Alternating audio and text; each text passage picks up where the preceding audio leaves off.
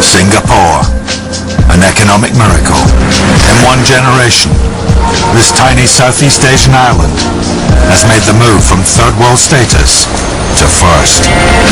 It's now undergoing one of the world's largest ever subway expansions, a mighty challenge, given that they're tunneling underneath a bulging metropolis and through difficult soil conditions.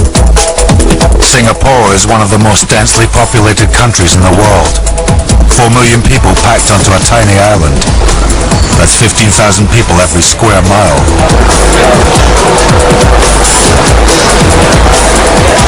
It's confronted transport chaos by creating a public transport system with no equal. By 2010, there will be a subway stop every 400 meters throughout most of the island. Risky business for the men building it under this massive humanity. 4 million people living on an island half the size of Los Angeles.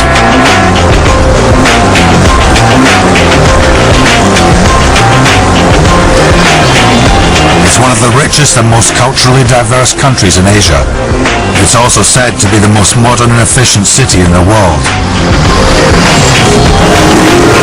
Its mass transit system is now one of the crowning jewels of Singapore, moving over 1 million people every day. It's the first country to boast heavy rail driverless trains. Singapore is also the only country in the world that regularly reminds its commuters how they are expected to behave. Please do not eat or drink on the railway premises. Thank you for your cooperation. And that includes chewing gum, a now infamous Singaporean law.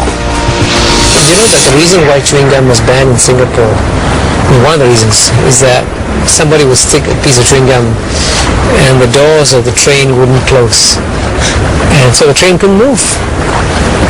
So I think that's when the government got very upset. They said, hey, this has got to stop. Singapore opened its first subway line in 1987 and has been expanding it ever since.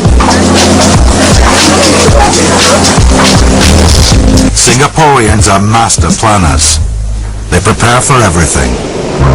Several stations are completely built, but trains won't stop there for another 7 years. They just like to be ready.